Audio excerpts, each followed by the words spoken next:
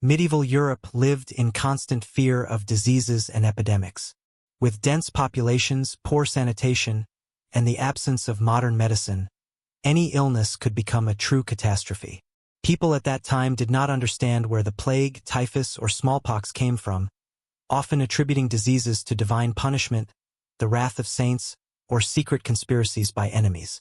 This fear penetrated every aspect of life, from families to city councils, shaping the behavior of entire generations. Epidemics were perceived as inevitable evils that could wipe out entire villages and towns in a matter of weeks. People searched for causes and culprits. Neighbors, strange individuals, unusual families, and sometimes even entire ethnic groups became targets of blame. Panic spread through society, giving rise to superstitions, rumors, and legends.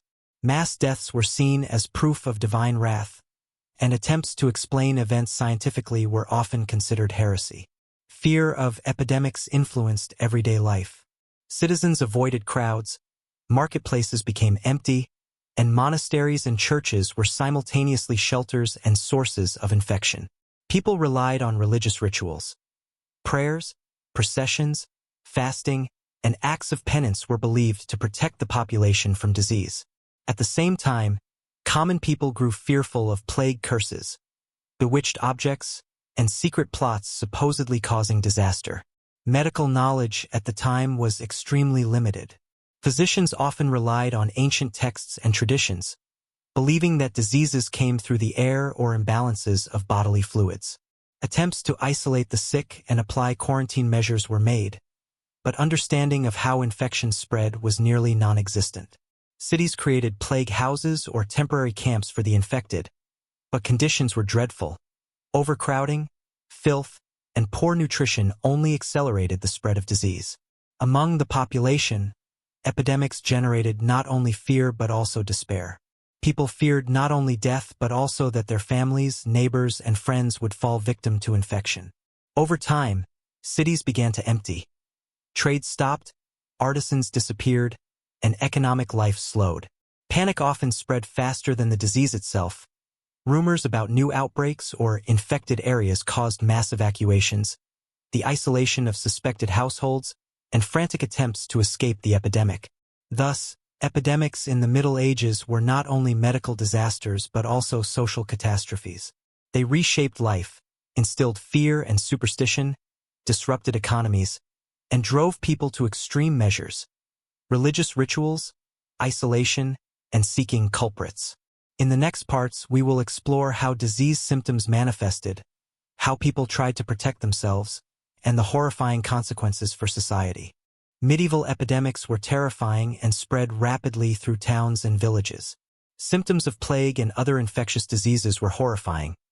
High fever, boils and sores on the body, bleeding, severe weakness and fatigue, and pain in muscles and joints. Those infected often died within days, and corpses were left in the streets, creating an atmosphere of terror and panic. Epidemics often struck entire neighborhoods, leaving families with multiple deaths in a short period.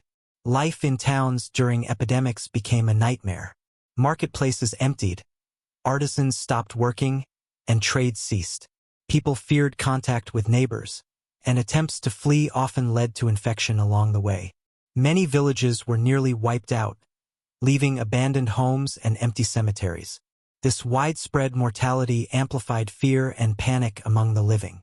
The population actively sought ways to protect themselves. Masks, herbal sachets, and smoke mixtures were used to purify the air of disease. Quarantine measures began appearing in the 14th century. Infected areas were cordoned off, and the sick sent to special plague houses. The church called for prayers, processions, and fasting, believing that only repentance and divine mercy could save people. Rumors and superstitions intensified fear. People believed epidemics were caused by witchcraft or curses from enemies. Stories emerged about cursed houses, infected objects, and secret acts by witches allegedly spreading disease. These fears sometimes led to violence. The sick or suspicious were isolated, exiled, or even killed in attempts to stop the epidemic. Treatment was extremely limited and often ineffective. Medieval physicians relied on the theory of humors, believing disease was caused by imbalances in bodily fluids. Bloodletting, herbal concoctions, and tonics were common, sometimes combined with magical spells. Most treatments failed, and many weakened or killed patients. Attempts to combine medicine and religion led to strange and sometimes dangerous rituals, including plague processions, where both healthy and sick were forced to march through towns to appease God. The mass impact of epidemics was particularly frightening. Mortality rates reached staggering levels. In some cities, half of the population died. Cemeteries filled quickly, and new burial grounds were hastily created. People feared being buried with others, believing spirits of the dead could infect the living. These beliefs fueled panic and social breakdown, as people hid, fled, and lost families and friends. Thus, medieval epidemics were not only medical disasters but also destroyed social structures. Fear of disease shaped behavior, superstitions, and rituals, while horrific symptoms created an atmosphere of total despair.